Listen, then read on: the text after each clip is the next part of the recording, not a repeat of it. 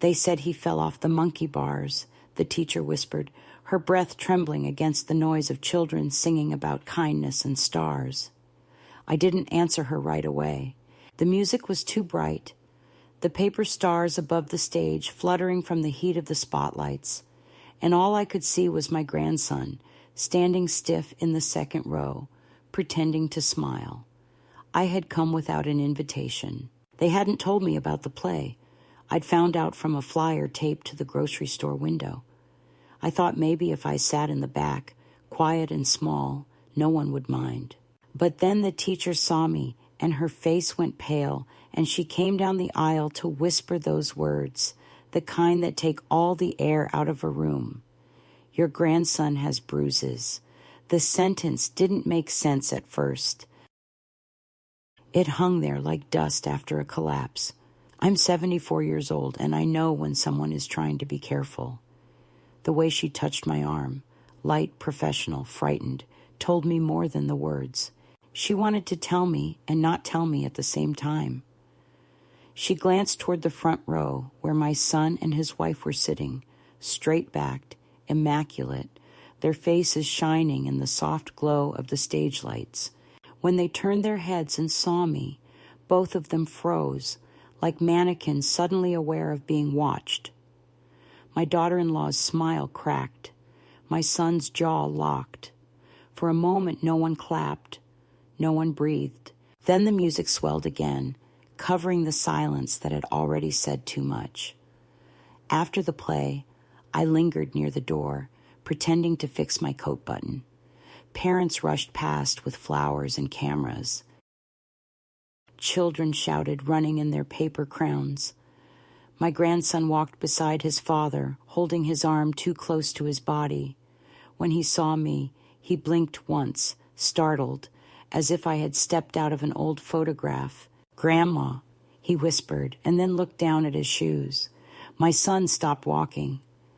"You didn't tell us you were coming," he said, each word wrapped in that careful tone adults use with the elderly, the confused, the unwanted. "I wanted to surprise you," I said. He nodded without smiling. My daughter-in-law adjusted her bag, her nails tapping against the strap. "It's late," she said. "We have dinner plans." I looked at the boy again. There was a faint shadow under the sleeve of his sweater, the kind that doesn't come from playground falls. I reached out, but he stepped behind his father. "He's fine," my son said quickly. "A little clumsy, that's all." Clumsy. The word echoed through me. I used to call my son that once, when he was 5 and tripped over his own joy. I remembered his scraped knees, the way I'd blow on them to make the sting fade.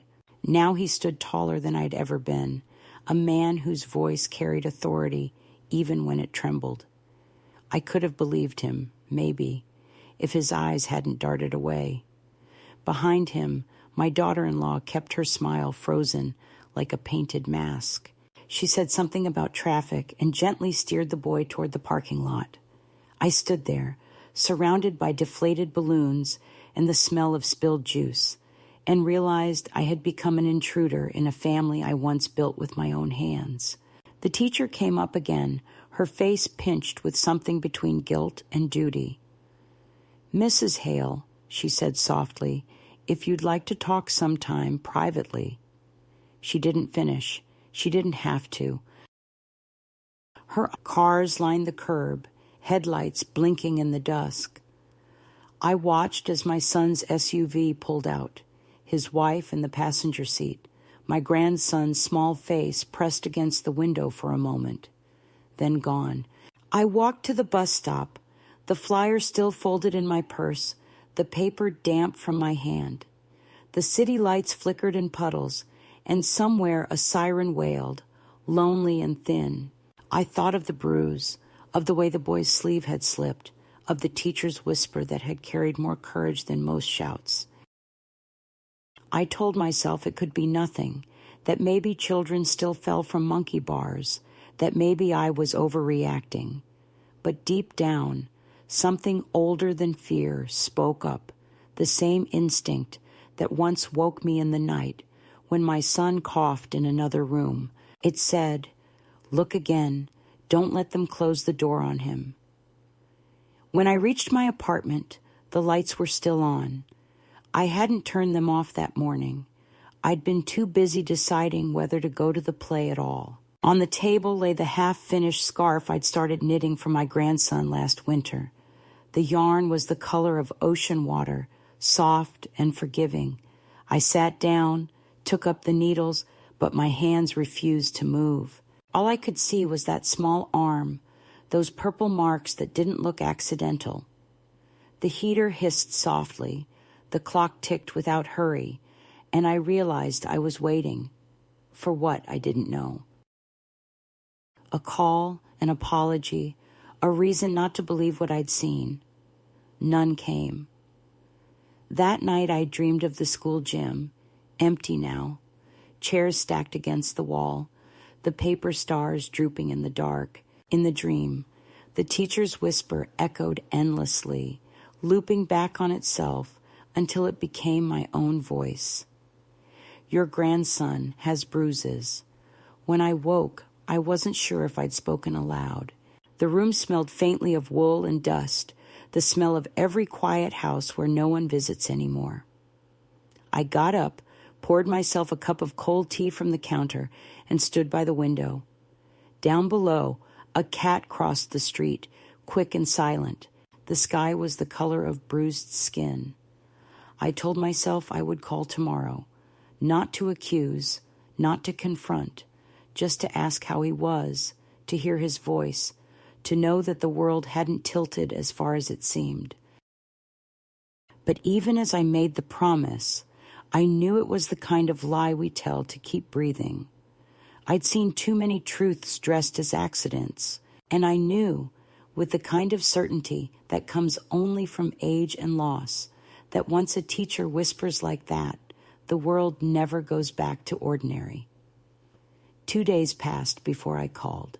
I told myself I would sound calm, ordinary, the way mothers of grown men are supposed to sound when they check in about trivial things. My son answered on the second ring, his voice careful, rehearsed. He asked if I was well, if I needed anything. The question was so polite it bruised. I said I'd been at the school play, that I'd seen the children sing beautifully, that his boy looked tall and strong. He went quiet for a beat too long, and then said he hadn't realized I'd come. I told him the teacher had mentioned a fall from the playground equipment. There was the faintest sound on the line, not quite a sigh, not quite a warning, before he said, "Kids play rough, Mom. Don't start worrying again." It was the again that chilled me, a reminder of all the times my worries had been treated like habits instead of alarms. That night, I could not sleep. I kept replaying the sound of that whisper, the look on the teacher's face, the small stiff movements of the boy's arm. The air in my apartment felt thin. I kept walking to the window as if the streetlight might offer a reason, but all I saw was my own reflection, older and smaller than I remembered. I thought of the years when I used to live in their house after my husband died, how my son had once asked me to stay to help with the baby, and how, little by little, I had become the woman who did laundry, watched television with the sound low, and said thank you for being allowed to exist in their schedule. When they moved to the suburbs, I told myself they needed space. Now I could feel that space, like an ocean. The next afternoon, I took a bus to the school again, without calling ahead. The receptionist recognized me and tried to smile in that strained way that people use when rules are breathing down their necks. I said I'd like to drop off a book for my grandson, something about birds we used to read together. She hesitated and then called the classroom. The teacher came out, her expression both surprised and uneasy. We stood by the bulletin board decorated with construction paper suns. She thanked me for the book and said he'd appreciate it. I asked quietly if he was all right. She glanced over her shoulder, lowered her voice, and said there had been more bruises. Nothing too alarming yet, but enough to make notes in the file. "We have to follow procedure," she added. I knew that tone. I had used it myself when I worked in a clinic, the voice that pretends neutrality while your stomach twists. I thanked her again, even as I felt the ground tilting beneath me. When I left the school, the sun was too bright. Children were pouring out of classrooms, their backpacks bobbing like colorful burdens. I saw him for a moment across the playground, running but without the wild joy children usually have. His movements were measured, guarded. A little boy beside him reached out, bumped into his shoulder, and my grandson flinched so sharply that the other child froze. Then he straightened and forced a laugh. The teacher called his name, and the moment broke. I stood by the fence until the yard emptied, the metal cold under my hands. It was not the bruises that hurt most. It was the way he had already learned to hide pain. That evening, I took out an old notebook from the drawer and began to write. The habit came back easily. Date, time, what I saw, what was said. Years ago, I used to keep charts of patients, documenting small details that doctors overlooked. The tone of a child's cry, the tremor in a parent's hand. Now I was doing it again, but this time there was no supervisor to hand the notes to, no authority to turn data into help, only me and the faint scratch of the pen. I wrote until my hand cramped, until the tea went cold. When I finished, I stared at the page and felt both foolish and steadied. The act of recording meant the truth existed somewhere outside my body. The following weekend, my son invited me to dinner, perhaps out of guilt, perhaps out of caution. The house smelled of lemon polish and restraint. My daughter-in-law greeted me with a smile that felt like a locked door. My grandson came down the stairs in pajamas, though it was only 6 o'clock. He sat beside me at the table, quiet, obedient, his sleeves pulled down to his wrists. I asked about school, about his friends, about what he wanted for his next birthday. He answered in single words, each one carefully weighed. My son poured wine and talked about work. His wife complimented the casserole she had clearly bought. Everything in that house was arranged to look normal. Yet when the boy reached for his glass, his sleeve slipped again, and there was a faint mark near his elbow, circular, as if from pressure, not impact. I looked at my son. He was watching me watch. After dessert, the boy was sent upstairs to brush his teeth. My son waited until he heard the bedroom door close, then leaned forward, elbows on the table. "Mom," he said, "I need you to trust us. We're handling things." His wife's eyes glistened, but not with tears, something colder, protective, cornered. I asked what things. She said the boy had been acting out, testing limits, that they were trying different methods of discipline, that children today needed structure. I said that bruises were not structure. The air between us hardened. My son spoke slowly, like to a patient on the edge of hysteria. "You always imagine the worst. Don't start something you can't finish." I went home without my coat buttoned, though the night was sharp with wind. On the bus, a man across the aisle hummed softly, unaware of the storm that had begun to build inside me. I thought of all the times I had been told not to start something, not to question my husband's silences, not to argue with doctors, not to expect too much from people who gave so little. I had obeyed every time, believing that peace was earned by quiet. Now, the silence felt like complicity. The next morning, I woke before dawn.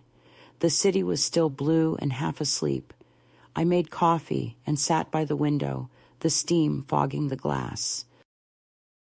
Somewhere in that house miles away, my grandson would be waking too, rubbing his eyes, maybe flinching when footsteps came down the hall. I knew then that the teacher's whisper had not been a warning. It had been a plea passed from one woman to another. See what I see. Do what I can't. I took the notebook, slipped it into my bag, and dressed with the steadiness of someone preparing for battle no one else would witness. The day outside smelled of rain, and the world went on pretending it hadn't already changed. 3 days after that dinner, I began to notice the way silence can stretch until it becomes a wall.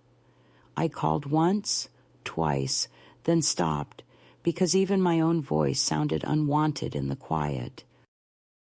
I told myself I was giving them space, but what I was really doing was listening for a crack, some small sound that would prove the wall wasn't solid yet. The notebook lay open on my kitchen table, its pages growing heavier with every entry. I wrote about the dinner, the words he used, the bruise near the elbow, the way the boy's eyes had looked down when I asked if he liked school. I wrote it all down because I had learned long ago that what isn't written becomes easier for people to deny. At the grocery store, I met Mrs. Franklin, who lived a few streets from my son's house.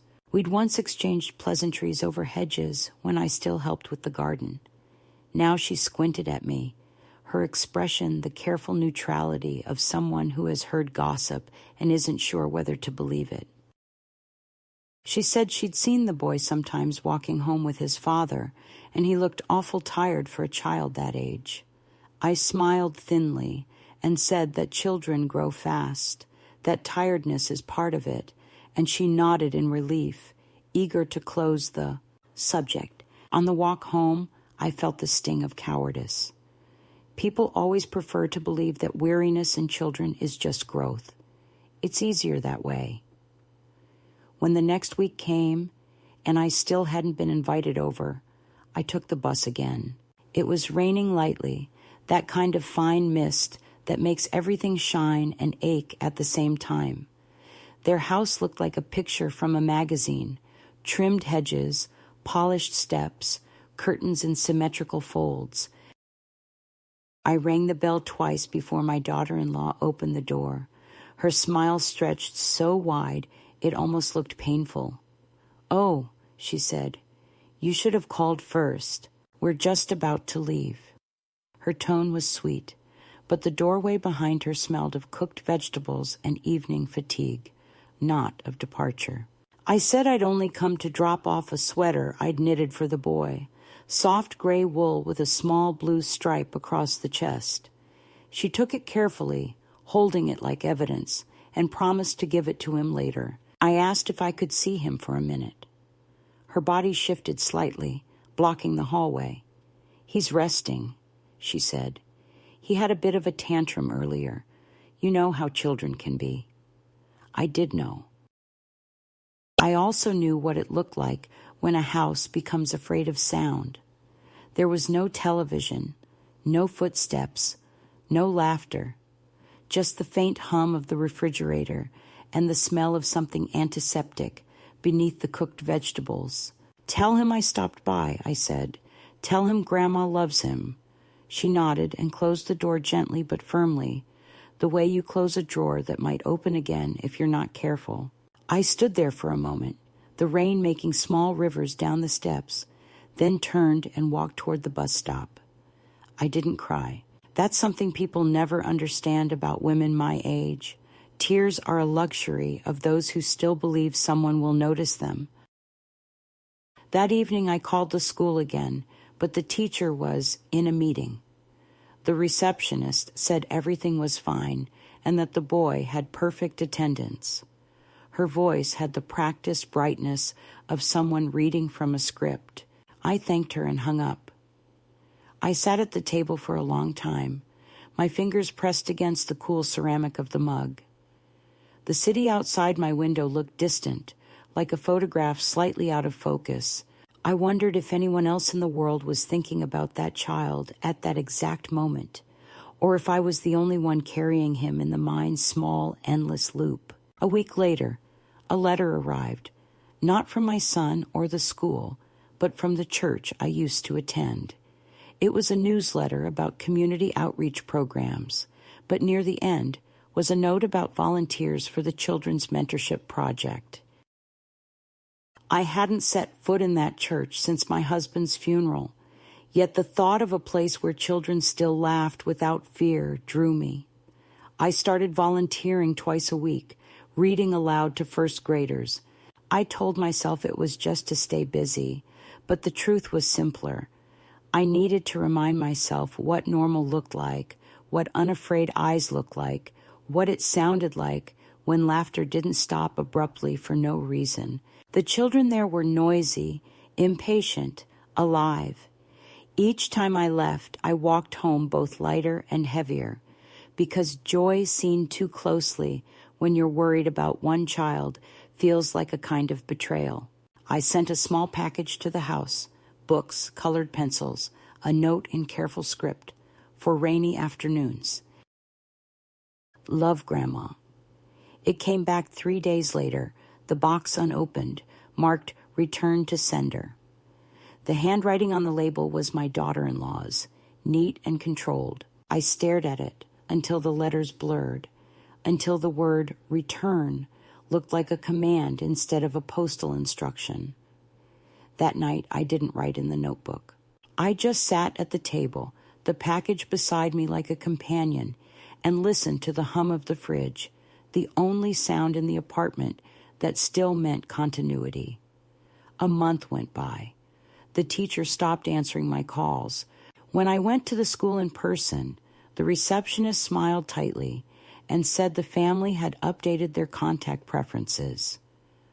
"We have to respect parental boundaries," she said. I wanted to ask whose boundaries protect a child, but I knew it would make her retreat further into politeness. I thanked her anyway. On the bus ride home, a man with paint-stained hands fell asleep beside me, and his head brushed my shoulder. The weight of it startled me because it had been so long since anyone had leaned on me without tension. When he woke and apologized, I said it was all right, and for a moment, I almost believed it. The notebook filled. I began noting smaller things, dates of unanswered calls, the way my daughter-in-law's voice on voicemail sounded too cheerful, the weather on the days I tried to visit. I wasn't sure what I was building, a record, a defense, a memorial, but I couldn't stop. Some nights I dreamt of the boy standing behind glass, his mouth moving but no sound coming out. Other nights I dreamt of my own son at that age, running through sprinklers, bare feet slapping the pavement, free in a way that now felt like a different species of human. I woke from those dreams with my throat tight, whispering apologies to no one. One afternoon, I received a call from an unknown number. It was the teacher's voice, low, rushed. She said she couldn't talk long but wanted me to know that the school nurse had noticed bruises again, that the boy said he fell downstairs, but the story didn't quite match the pattern. "They'll handle it," she said quickly. "There are procedures." Before I could answer, the line went dead. I sat there holding the phone long after the dial tone ended, the sound thin and steady, like a line I couldn't let go of. I wanted to drive straight to their house, to knock until someone opened, but the image of the door closing last time kept me frozen. Instead, I added the date and time to the notebook, the ink trembling only slightly. The following Sunday, my son called. His voice was clipped, businesslike. He said he'd heard I'd been asking around and that it was creating tension. He said the boy was fine, that he'd spoken to the school, that they all agreed things were being exaggerated. "You need to stop," he said. "You're confusing everyone." I asked him if he was confusing himself. The silence that followed was long and raw, the kind that comes only when truth has brushed too close. Then he said, "Don't visit again without calling. It upsets her, as if his wife's comfort was the axis around which all of us should spin." I told him I understood. He thanked me, his tone softening as if relief could erase cruelty. When the call ended, I placed the phone face down and looked at the small round clock on the wall. It was 5:42.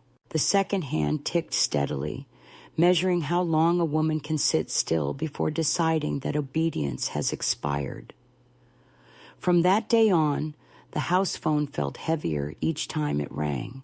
I answered only when necessary, but inside me something had already shifted. I no longer believed the situation would correct itself. I no longer believed in the soft language of procedures and patience.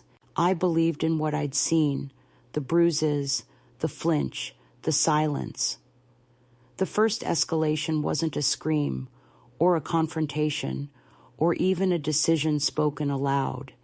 It was the quiet click of resolve, the moment when fear turns into intention. And once that click happens, nothing on earth can undo it. I went to the school on a Thursday morning in early March, a day when the clouds hung low and the sidewalk smelled of thawing earth. I had dressed neatly, the way one does when hoping to be taken seriously. Dark coat, clean shoes, a folder in my bag that held copies of every note I had written since the play. Inside the office, fluorescent lights hummed like tired insects. The secretary looked up, startled but polite, and I asked if I could speak with the counselor or principal, whichever was available. My voice did not tremble. I had practiced it in the mirror until it sounded like authority, disguised as calm. She hesitated, made a quick call, then asked me to wait. On the wall behind her hung a poster about kindness, the kind with smiling cartoon children holding hands around a globe. I looked at it and thought of how many adults hide behind the word kindness when what they mean is convenience. After some minutes, a woman appeared, mid-40s, efficient in a blouse the color of oatmeal. She introduced herself as Ms. Lawson, the school counselor, and led me to a small office with 2 chairs and a table covered in pamphlets about emotional well-being. She smiled professionally, but her eyes carried the guarded curiosity of someone who already knew a little too much. I told her I was there as a concerned family member, that I believed my grandson might not be safe. She listened without interrupting, her pen motionless above her pad. When I mentioned the teacher's whisper, her expression flickered just slightly, as if she had heard a sound from another room. I told her about the bruises, the flinching, the closed doors, the returned package. Then I opened the folder and showed her my notes, dates, observations, even weather conditions. The meticulousness seemed to surprise her. For a while she said nothing, only shifted the pages gently, aligning the edges.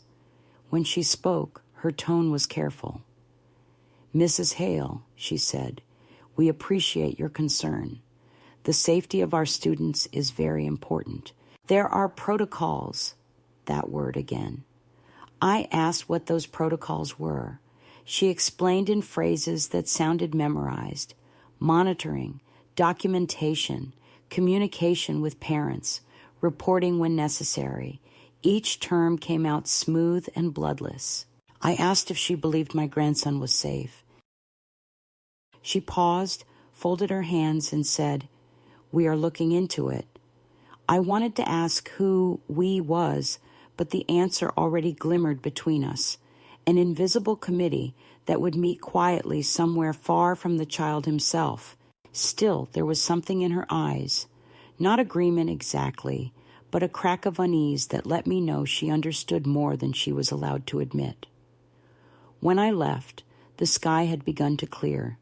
The air smelled faintly of wet paper and hope. I walked slowly, not because of age, but because each step felt like crossing a boundary I could not return from. For the first time since all of this began, I felt a kind of trembling clarity, the way a patient must feel after signing a consent form for a painful but necessary operation. I went home, made tea, and placed the folder on the table. It no longer looked like a collection of worries. It looked like evidence. I sat down and wrote a letter, not to my son, not to his wife, but to the Child Protection Hotline address I found in the phone book. I wrote simply, factually, without drama.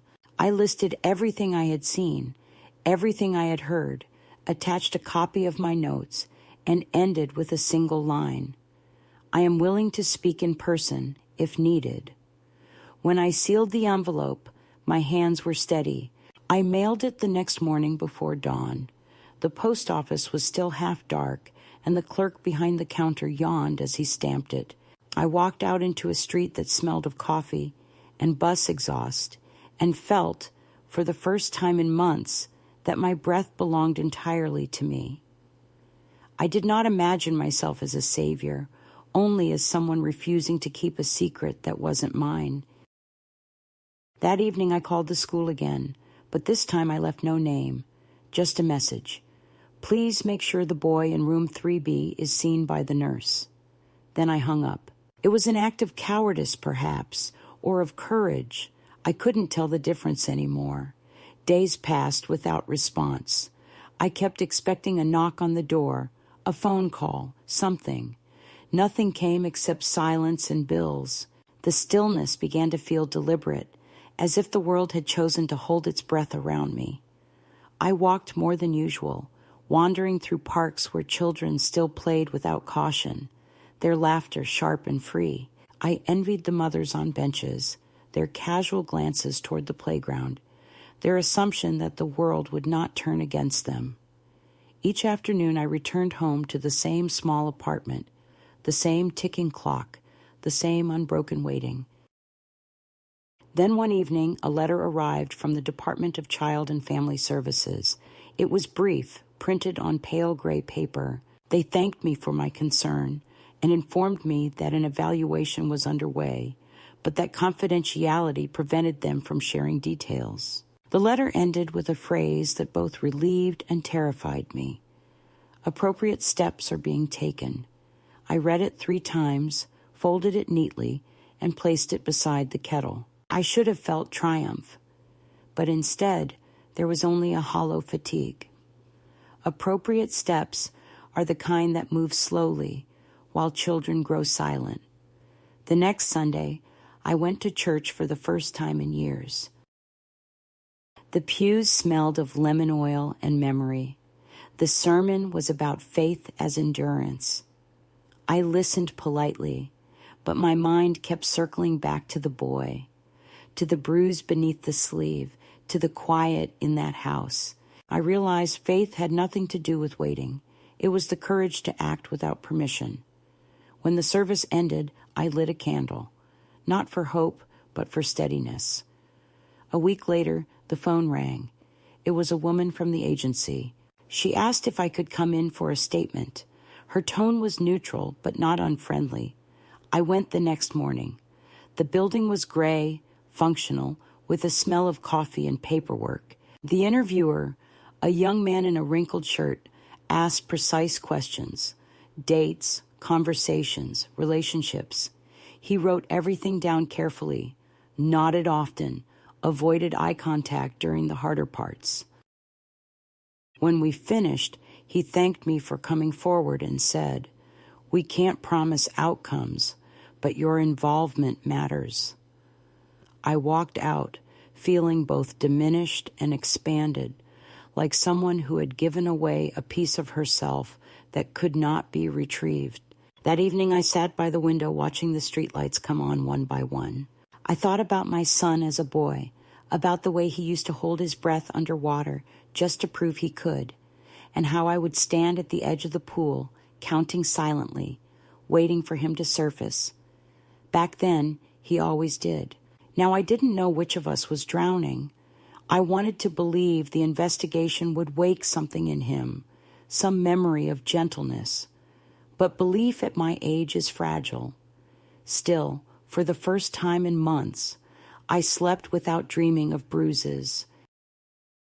When the call came a week later, I was folding laundry. The woman from the agency said only that the child had been temporarily relocated for safety evaluation.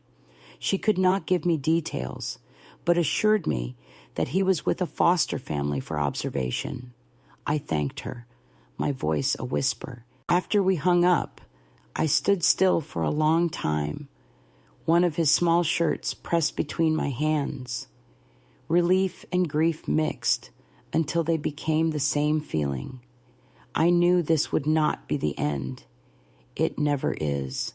But for that night, the world felt fractionally less cruel. I opened the notebook again, added a final entry. Today they listened. Maybe too late, maybe just in time. Then I closed it and placed it in the drawer. The apartment was quiet except for the distant hum of traffic. I made tea, the simple ritual grounding me in a life that was still mine. Outside, the streetlights flickered against the windows like uncertain stars. I whispered his name once, softly, to no one, and it sounded like both a prayer and a promise. It was almost 3 weeks before anyone told me what had happened. The call came on a Monday evening when the air smelled faintly of rain and metal. I had spent the day cleaning, as if order inside my small apartment could balance the disorder outside it. The woman on the phone spoke with a professional gentleness that felt rehearsed. She said the boy had been placed with relatives temporarily, that the investigation was still open, that reunification was being considered pending assessment. The words were a string of careful syllables meant to convey progress without promise. When I asked where he was, she said she couldn't disclose the location. When I asked if he was frightened, she hesitated before saying that transitions were always challenging. Then she thanked me for my vigilance, the way people thank donors at charity dinners. When the call ended, I realized I was still standing in the middle of the kitchen holding a wet dishcloth, water pooling at my feet. I spent the next few days in a state that felt like suspension, neither relief nor despair, just the endless middle ground of not knowing. I walked through the park every morning because the motion kept my mind from folding in on itself. There was a family that came there often, a young mother, a father, 2 girls in bright coats.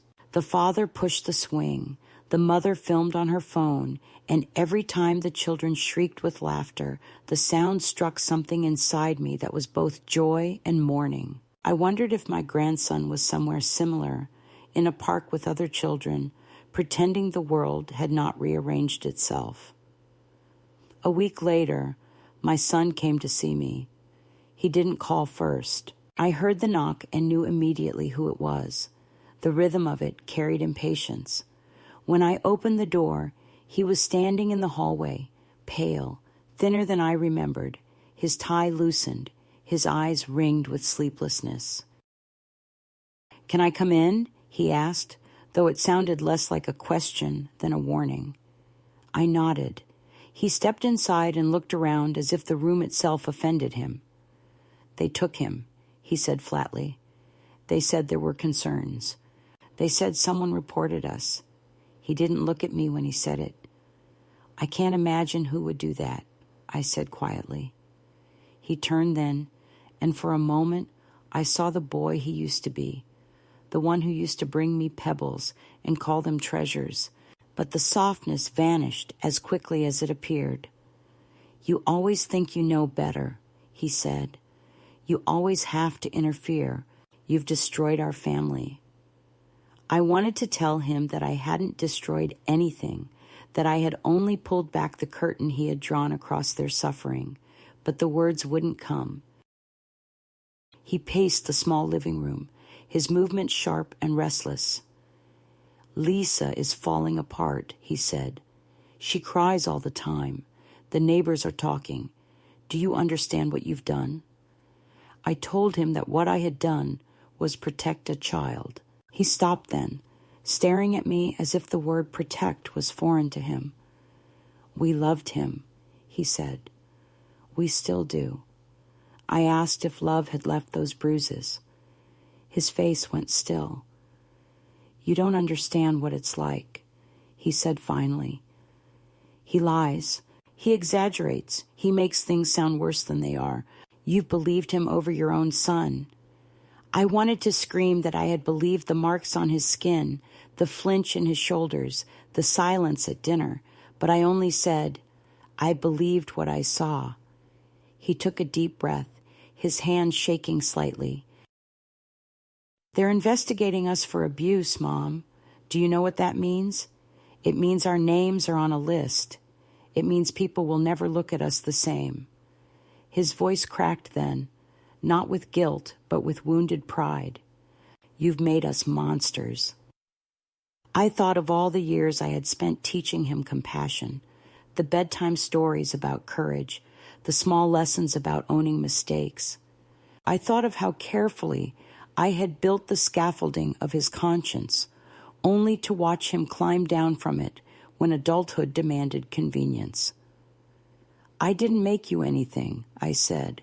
I just refused to pretend. He stared at me for a long moment, then turned toward the door. If he doesn't come back, if this ruins us, I'll never forgive you. I said nothing. Forgiveness had begun to sound like another word for permission. When the door closed behind him, I sank into the chair and let the silence settle. It wasn't peace, but it was mine. The next day, I received an official letter requesting my presence at a family review meeting. The envelope bore the same emblem as before, printed in faded blue ink. I went, dressed simply, carrying my folder as if it were armor. The meeting was held in a windowless room with a table too large for the people around it. There was a social worker, a supervisor, a legal representative, and my son and his wife. They didn't look at me when I entered. The boy was not there. He was in placement. The meeting began with statements about procedure, about cooperation, about the goal of family reunification. I listened, my hands clasped in my lap, while my son described a childhood that did not exist, painting himself as patient, devoted, overwhelmed. Lisa cried quietly, dabbing her eyes with a tissue she had clearly prepared. When it was my turn, I spoke without apology. I described what I had seen, what I had recorded, the teacher's whisper, the bruises, the fear.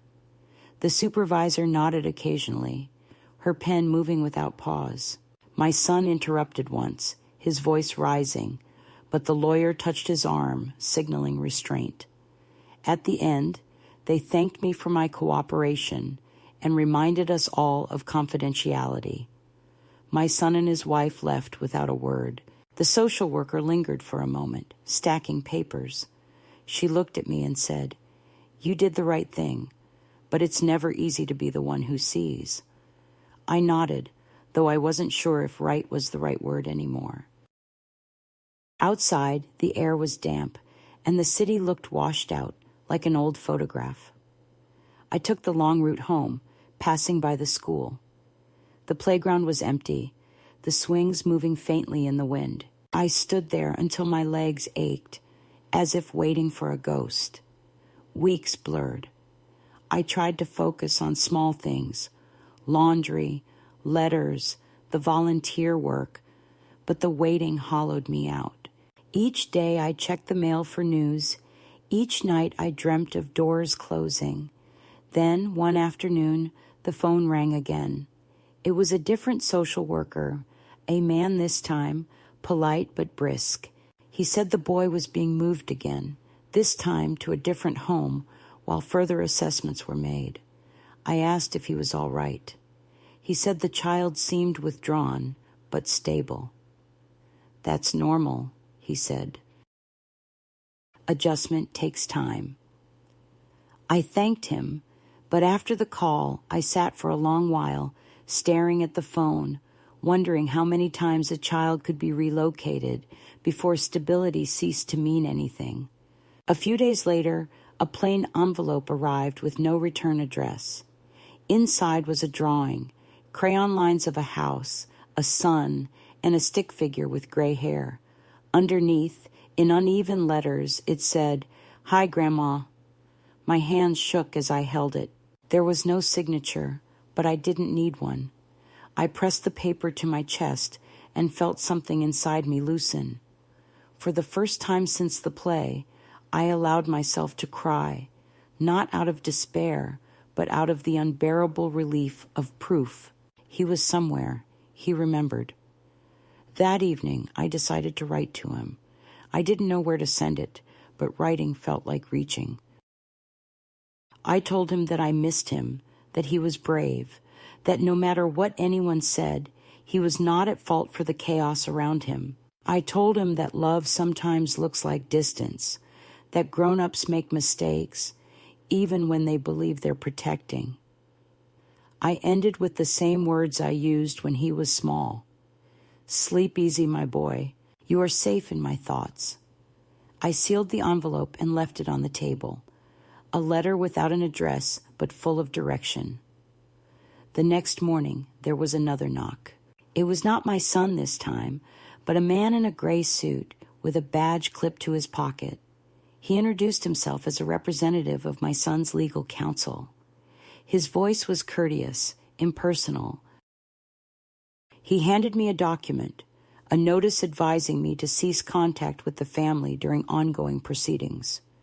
The language was formal, the tone threatening. I read it twice, then looked up at him. "Tell them," I said quietly, "that silence won't make me disappear." He nodded as if he understood, though understanding wasn't part of his job. When he left, I tore the paper in half and dropped it into the trash.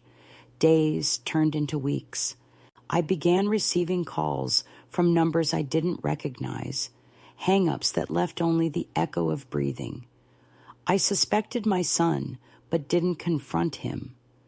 I had learned that confrontation only fed his sense of injury. Instead, I documented everything: the dates, the times, even the pauses in those calls. It became a ritual, a way to keep the truth anchored. I started visiting the agency every Friday, asking for updates, refusing to be treated as an irrelevant bystander. Some staff smiled kindly, others avoided eye contact, but I kept going. Persistence is its own form of prayer. One afternoon, I saw the teacher at the market.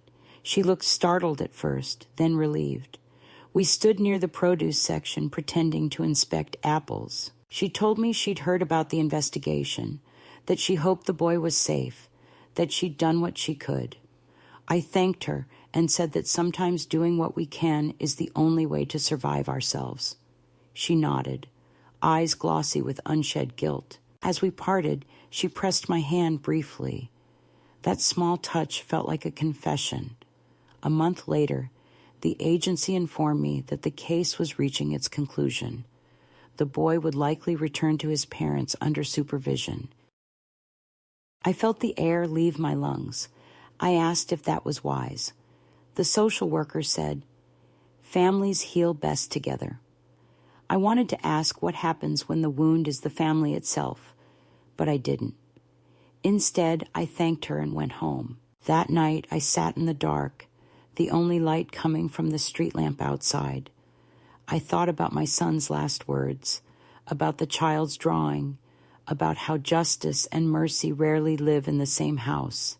When the reunion finally happened, I wasn't invited. I learned about it from a message left on my answering machine, a voice I didn't recognize saying the child had been returned and that support services would continue. I imagined the moment, the door opening, my son standing there rehearsing his apology to the authorities, my daughter-in-law's trembling smile, the boy stepping across the threshold into the same house with a new set of rules that everyone pretended would hold. I hoped that somewhere inside that pretense, there was at least a flicker of tenderness. A week later, I walked past their street. The house looked unchanged, curtains drawn, garden trimmed, a swing set in the yard that hadn't been there before, bright red and yellow, a prop for redemption. I stood across the road unseen and watched. Through the window, I caught a glimpse of movement. The boy, smaller than I remembered, sitting at the table. My son walked behind him, said something I couldn't hear. The boy nodded slowly. I waited until the lights dimmed and then walked away. I didn't know if I would ever be allowed inside again, but I knew that even from the distance, I would keep watch. That night, I wrote one final note in my folder. They say families heal, but sometimes healing looks like pretending the wound never existed. Still, a scar is proof of survival. I closed the folder and placed it in the drawer with the drawing. Outside, it was the teacher again. Her voice was low, urgent, stripped of the careful tone she used before. She said there had been an incident at school, that the boy had arrived with a bruise near his temple, that he had told the nurse he'd fallen into a door, and that she could no longer stay silent. The school had contacted the authorities, and she thought I should know. I thanked her, though my throat had already closed around the words. After I hung up, I stood by the window, watching the wind move through the trees, each leaf shivering like something alive trying to hide. For a long time, I didn't move. Then I sat at the table, opened the folder, and looked at the notes. Months of details that had become my second heartbeat. I knew what I had to do, though the knowing felt like stepping off a ledge. That night, I wrote a statement, not by hand this time, but on the typewriter I kept from my old office job, its keys still stiff but trustworthy. I wrote everything, every bruise, every whisper, every door closed in my face, every call unreturned. I described my son's visit, his anger, the threats, the legal notice, the drawing from the boy. I wrote for hours, until the letters blurred, until the words themselves became a kind of prayer. When I did not sign them as a desperate grandmother or a concerned citizen. I signed them with my full name, the one I used before I was anyone's mother. Then I made tea, sat by the window, and waited for morning. The next day the rain started early, soft at first, then thick and relentless. I walked to the post office with the envelopes inside my bag. The street smelled of wet asphalt and old promises. The clerk behind the counter didn't look up as he stamped them. To him, they were just paper and ink, not the weight of years, not the kind of act that ends one life and begins another. When I stepped outside, the sky cracked open, and I stood in it, letting the rain soak through my hair and coat, feeling it wash away the last of my hesitation. For the first time, I wasn't afraid of what would come. I had already lost the illusion of family. All that was left was truth. The following week was a blur of calls and appointments. The agency reached out, then the police. They asked me to come in for another statement. I went, calm, deliberate, carrying my folder like a shield. The young officer who took my testimony looked barely older than my grandson. He spoke gently, but I could see the fatigue in his eyes, the weight of too many stories that sounded like mine, too many homes where love had become a weapon. I gave him everything, every date, every name. He thanked me, said they would take it from here. When I left the station, the city seemed louder than usual, full of sirens and engines and strangers. I walked home slowly, my shoes heavy with water, but my spine straight. 2 days later, my son appeared again. This time he didn't knock.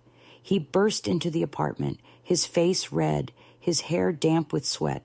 "You called the police," he said, not a question but an accusation. I didn't deny it. He paced the room, his movements sharp, erratic. "Do you have any idea what you've done? They came to the house, they talked to Lisa, they asked the neighbors questions. You've ruined us, Mom." I told him that no one ruins what's already broken. He slammed his hand on the table, the sound like a gunshot in the small kitchen. "You're sick," he said. "You need help. Everyone knows you've been making things up. They're going to see through you." I looked at him, the boy I'd once carried through fevers, the man who now stood over me as if I were the problem to be silenced. I didn't make anything up, I said quietly. You did. You made up a family that doesn't exist. He turned away, breathing hard. I thought for a moment he might cry, but instead he grabbed the folder from the table and flung it to the floor. Papers scattered like startled birds. You're dead to me, he said. Then he left, slamming the door so hard that the window panes rattled. I sat there for a long time, the sound of his footsteps fading down the hall, the smell of rain still clinging to the air. I picked up the papers one by one, smoothing the wrinkles. I felt no anger, only a strange, quiet relief. He had said it aloud, the severing that had been years in the making. Something inside me unclenched. There was nothing left to lose now, which meant I was finally free to do everything. That night, I called the agency myself, asked for the caseworker by name. I told her what had happened, told her that I feared for the boy's safety, that my son's anger had reached a point where even truth could not restrain him. She listened, asked questions, took notes. Before hanging up, she said, "We'll intervene immediately." I didn't ask what that meant. I didn't need to. I sat in the dark, the phone still warm in my hand, and for the first time in months, I let myself breathe deeply. The following morning, the doorbell rang. When I opened the door, 2 officers stood there. Their expressions were kind but official. They asked if they could come in. My son and his wife had filed a complaint, they said, alleging harassment, emotional distress, possible mental instability. They needed to ask a few questions. I invited them in, made coffee, and told them everything again from the beginning. They listened, and when I showed them the letters, the copies, the reports, something in their posture softened. One of them said quietly, "You did the right thing." They left after an hour, promising to note my statement in the file. I closed the door behind them and leaned against it, the weight of their words pressing through me like a blessing and a sentence at once. 2 days later, the news came, not in a call, but on the evening broadcast, in that impersonal tone reserved for the tragedies of strangers. A man in the suburbs had been detained following allegations of domestic violence. A minor had been removed from the home. The names were withheld, but I knew the street. The shape of the house shone briefly in the background. I turned off the television and sat in the dark. There was no triumph, no satisfaction, only the quiet recognition that everything was finally visible. The truth had stepped into the light, and nothing would ever hide it again. Later that night, I walked to the small park near my building. The benches were slick with rain, the air heavy with earth and ozone. I sat beneath the single street lamp, its light trembling through the branches. I thought of my son, alone somewhere behind locked doors, of my daughter-in-law clutching the remnants of her story, of the boy sleeping in some unfamiliar room where safety still smelled like strangers. I wanted to pray, but couldn't remember the words. Instead, I whispered his name again and again until it became a rhythm, steady as the rain. When I returned home, the answering machine was blinking. A message from the agency. The child was safe, placed in protective care, evaluations continuing. They thanked me for my persistence. I replayed it twice, not for the information, but for the sound of those words. The child is safe. They were the kind of words that could rebuild a life if you let them. I didn't sleep that night. I sat by the window, watching the rain blur the city lights, listening to the faint hum of the world continuing, as if nothing monumental had happened. I realized then that there would be no reunion, no forgiveness, no tidy ending. But there was clarity, and that was its own form of peace. The act was done, irreversible and complete. Somewhere out there, a boy was breathing freely, and that was enough. When dawn came, pale and trembling, I gathered the remaining papers into a small box. I labeled it simply, "For him, when he's ready to know." Then I placed it on the shelf above the kettle, next to the photograph of him at 5 years old, holding a kite that refused to fly but laughing anyway. I looked at that picture for a long time, then turned off the light. The sky was brightening, thin gold spilling over the rooftops. I whispered to the empty room, "It's done." And for the first time since the teacher's whisper, I believed it. It has been almost a year now. The seasons have turned without asking my permission. The trees outside my window have grown new leaves, and the world has continued its quiet routine as if nothing in it had ever cracked. I live simply, the way one does when the noise has drained out of life. Each morning I rise before the sun, make tea, water the plants on the balcony, and read the paper without looking for names. There are moments when I forget what month it is, and then the radio announcer says the date, and the numbers fall into place again. The apartment feels larger than before, not because space has expanded, but because the weight inside me has finally shifted. The agency still sends brief updates, polite, cautious, clinical. They say the child is thriving in his foster placement, that he is attending therapy, that he has begun to draw again. They tell me that he is quiet but curious, that he asks questions in a careful voice, as if each word were an experiment in trust. They do not tell me where he lives, and I no longer ask. Some nights I imagine him in a small room filled with books and light, a window facing east, so that he wakes to sunrise instead of shouting. Other nights I dream of him standing on a shore, the sea stretching out before him, the wind pulling at his hair, and in the dream he does not look back. My son has not called, not once. His silence has grown into a second sky above me, vast, unbroken, indifferent. Sometimes I think about what he must feel: anger, shame, the exhaustion of a man who cannot tell whether he has been wronged or saved. I keep his childhood photographs in a box under the bed, not because I want to forget him, but because memory needs boundaries to stay bearable. In those pictures, he is all elbows and laughter, a boy who once built forts from sofa cushions and believed I could fix anything. I wish I could speak to that child again, explain that I never stopped trying to fix things, only that sometimes mending looks like breaking. The neighbors still greet me kindly, though they have stopped asking questions. In their eyes I see curiosity wrapped in caution, the way people look at someone who has survived a shipwreck.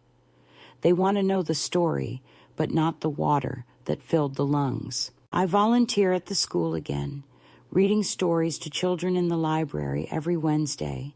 They sit in a semicircle on the floor, wide-eyed, unfiltered, interrupting with laughter or questions. I watch their faces and think how fragile they are, how much trust they give to the world without knowing its weight. Sometimes, when a child leans against my knee, the warmth jolts me so sharply that I have to steady my breath. No one notices. They only see a grandmother smiling, turning a page. On the days when the loneliness presses too close, I write letters I will never send. One for my son, telling him that I still love him, though love has changed shape. One for my grandson, telling him that he was never the cause, only the reason. One for myself, reminding me that survival is not always noble. It is simply what happens when you refuse to look away. I keep the letters in the same box as the file, tied with a ribbon faded to the color of old lavender.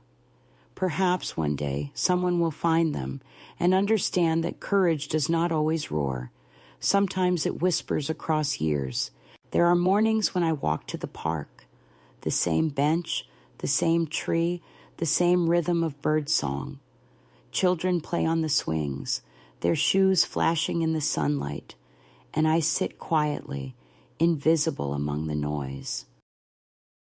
Once, a boy with dark hair ran past me, laughing, and for a heartbeat I thought it was him. My heart rose, then settled. He turned, a stranger, his face lit with a freedom that was not borrowed from me. I smiled anyway. It is enough to know that somewhere in the world there are still children who run without fear. Spring came early this year. The city smells of wet soil and new beginnings. I've started tending a small garden on the balcony. Basil, thyme, a stubborn rosebush that refuses to bloom yet keeps growing. I talk to it sometimes, half in jest, half in prayer. Growth, I've learned, is a quiet defiance. The rose does not need permission to exist. It simply keeps pushing upward through the cold. I think of my grandson when I water it, and the sound of the soil drinking reminds me of breathing. A few weeks ago, a letter arrived. No official seal, no typed address, just a child's handwriting. Inside was a single drawing, a house, a sun, and two figures holding hands beneath a tree. One figure was taller, gray-haired, the other small and smiling. Beneath it, in uneven letters, were the words, "I'm okay," nothing more. I sat at the table for a long time, the paper trembling in my hands, the light from the window spilling across it like blessing. I didn't cry. The tears had long since turned into something quieter, like gratitude. I placed the drawing on the shelf beside the photograph of him with the kite, the two images facing each other as if in conversation. That night, I couldn't sleep. I walked through the apartment, touching the back of chairs, the cool surface of the kitchen counter, the books on the shelf. Every object felt both familiar and newly significant, as if the world had been returned to me piece by piece. I made tea, sat by the window, and watched the city lights pulse in the distance. For the first time in a very long time, I realized I wasn't waiting for a phone call or an apology or even forgiveness. I was simply living in the aftermath, and it was enough. People think closure is a door that shuts. It isn't. It's a window that opens quietly on a morning you didn't expect, letting in air you'd forgotten how to breathe. It's the realization that peace doesn't always arrive with joy, but with understanding. My life has narrowed in shape but deepened in sound. Every small thing, the kettle's whistle, the rustle of paper, the coo of a pigeon on the balcony, feels like proof that I have stayed. That staying, not heroism, is the truest form of victory. Before bed, I open my notebook and write one final sentence at the bottom of the last page. He is safe, and I am still here. I close it gently, as if tucking a child into sleep. Then I turn off the light, the room settling around me like an old, kind companion. Somewhere beyond the city, a boy with my eyes is dreaming his own dreams, and that is enough.